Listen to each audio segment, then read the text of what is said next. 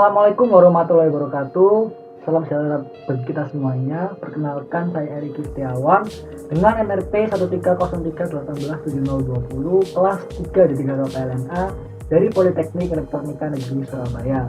Pada kesempatan kali ini, saya akan menjelaskan mengenai praktikum yang kedua, mengenai mengatur tegangan jangkar pada motor DC penguat terpisah. Pengen tahu apa dampaknya dan efeknya mengenai pengaturan tegangan jangkar? Simak videonya. Oke, pada praktikum yang kedua ini saya akan melakukan pengaturan tegangan jangkar motor DC penguat terpisah untuk mengetahui efek pada kecepatan motor DC ini. Tujuan dari praktikum ini yang pertama yaitu supaya praktikan dapat mengetahui prosedur untuk melakukan pengaturan tegangan jangkar pada motor DC penguat terpisah. Terus yang kedua juga praktikan dapat mengatur kecepatan motor DC penguat terpisah dengan metode ini. Terus yang ketiga, praktikan dapat menyimpulkan dan menganalisa hasil percobaan ini.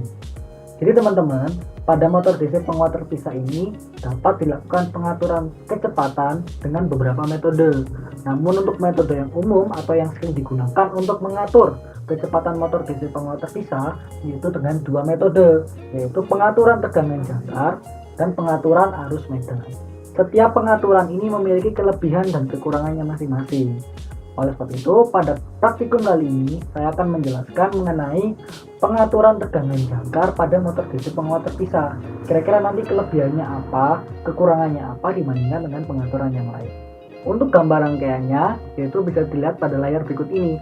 Untuk pengujian pengaturan tegangan pada kumparan jangkar ini dilakukan dengan dua kondisi, yaitu dengan kondisi berbeban dan tidak berbeban. Untuk yang kondisi tidak berbeban dapat dilihat pada gambar A, di mana nanti sumber dari armatur ini atau VA disuplai dengan tegangan 120 sampai 40 volt. Kita ubah-ubah dengan variasi atau step tegangan 10 volt. Dan kita amati nanti nilai VA, IA, dan kecepatan pada motor ini. Begitu pula kita juga setting VF-nya ini sebesar 120 volt dan kita amati VF dan IF-nya.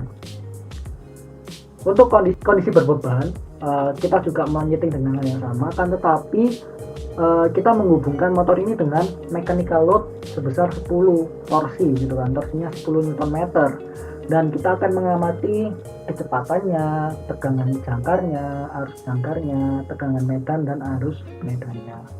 Sehingga alat dan bahan yang dibutuhkan yang pertama itu motor DC, terus yang kedua DC power supply sebanyak 2 unit untuk kumparan medan dan kumparan jangkar. Yang ketiga itu ampermeter DC dan voltmeter DC sebanyak 2 buah untuk di jangkar dan di medan. Kemudian tachometer untuk mengukur kecepatan motor. Terus yang keenam yaitu mechanical load.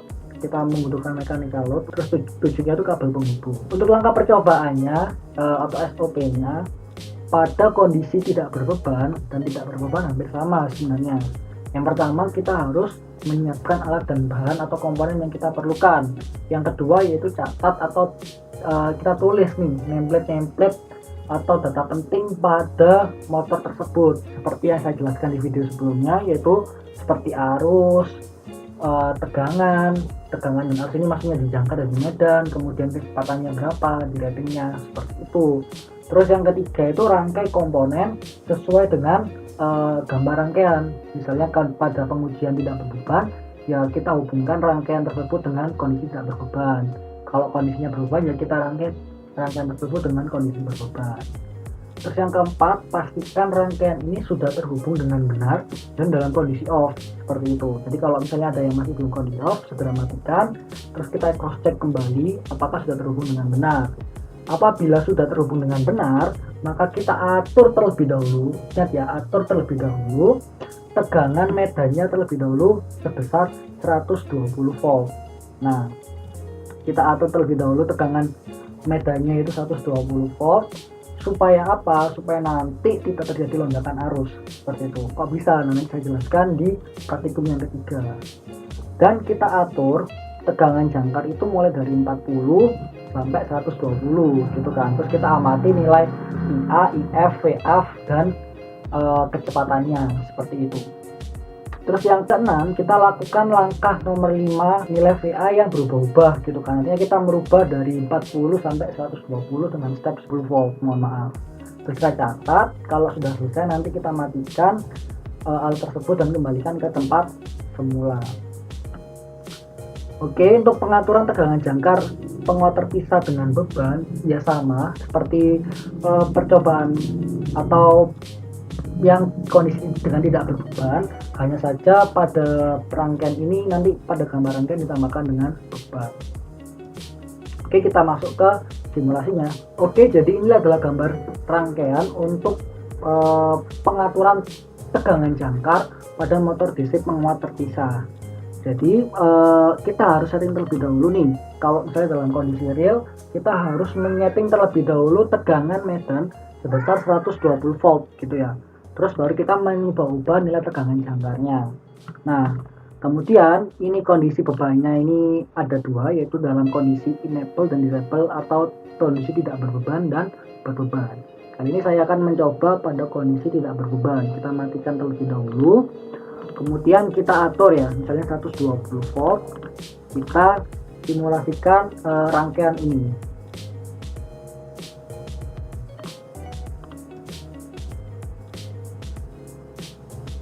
Kemudian kita amati nilai VA dan IA-nya.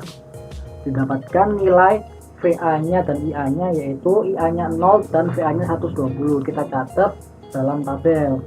Terus untuk IF dan VF-nya didapatkan nilai 1,6 ampere dan VF-nya itu 120 volt. Kita juga catat di tabelnya. Terus yang terakhir kita lihat kecepatannya. Ternyata didapatkan nilai kecepatan sebesar 1252 rpm. Nah, kita catat juga pada praktikum sebelumnya, untuk mencari nilai kecepatan motor DC kita bisa menggunakan rumus, yaitu VA dikurangi IA kali RA dibagi KV dikalikan flux. KV didapatkan dari percobaan sebelumnya, yaitu dengan nilai 0,06, dan fluxnya itu sama dengan arus pada medan. Dan ketika kita masukkan semuanya ini, ternyata didapatkan nilai kecepatan secara teoritis, yaitu sebesar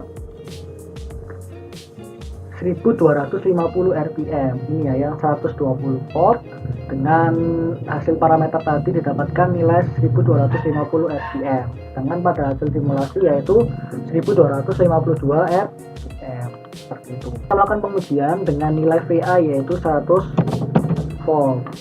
Sama seperti percobaan sebelumnya, didapatkan nilai VF dan IF semuanya ini ya, kita lihat. IA-nya yaitu 0 atau 1,4 nano ya, 1,4 nano.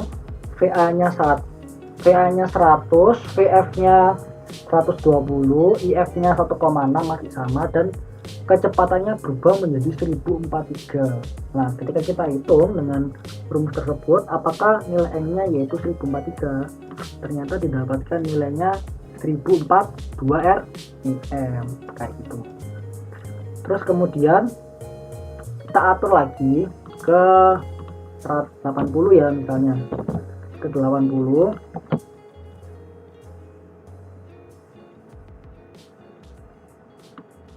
Dan didapatkan nilai ini, IA-nya 0, VA-nya 80 volt, IF-nya itu 1,6, VF-nya 120, dan N-nya 834 rpm. Nah, apakah nanti pada perhitungan teori nilai rpm-nya 834? Ternyata pada perhitungan teori yaitu sebesar 834 rpm, yaitu sama seperti itu. Itu pun seterusnya, sehingga dari data tersebut kita mendapatkan hasil percobaan seperti tabel A ini. Karena torsinya kita hubungkan dengan kondisi tidak berbeban, maka kita tulis 0, dan IF-nya itu selalu konstan karena tegangan pada medan juga konstan, yaitu 120 volt, hingga IF-nya itu 1,6 ampere seterusnya. Ini nanti pada percobaan tanpa beban ini nilai parameter yang berubah yaitu pada nilai NRPM-nya saja. Dan untuk IA-nya ini 0 semua. Oke, untuk kondisi dengan beban, pada pacing-nya kita nanti hubungkan ini dengan mengenablekan. Nah, kita menghubungkan pada beban dan kita pasang dengan speed sensor. Kita amati, misalnya kita amati ke 80 voltnya. Kita setting konstan torsinya ini sebesar 0,5 konstan torsinya sebesar 10 ya, kita atur 10 dan kita running.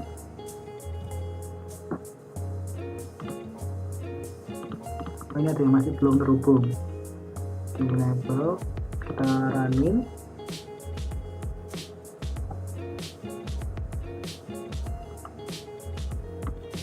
Dan didapatkan nilai IA yaitu sebesar 10,927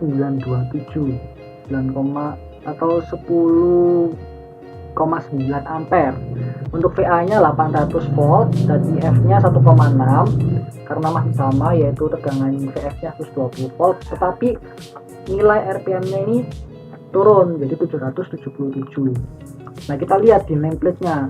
Di nameplate nya ini nilai IA rate nya atau rating arusnya yaitu 10 ampere, sedangkan pada pengujian didapatkan nilai IA sebesar 10, lebih, itu kan 10,9. Nah, ini perlu diperhatikan teman-teman, ini cukup bahaya. Namun untuk kita menguji saja bahwa membuktikan dengan mengubah-ubah tegangan jangkar kita bisa mendapatkan parameter kecepatan, maka bisa diperbolehkan untuk simulasi. Namun untuk dalam kondisi nyatanya sangat tidak diperkenankan dengan melakukan pengujian, sehingga dari hasilnya tadi kita bisa menghitung pada kondisi berbeban dengan 80 volt. Kita lihat ternyata didapatkan RPM nya 777 RPM, yaitu sama dengan hasil simulasi. Oke, kita coba selanjutnya dengan yang di 100.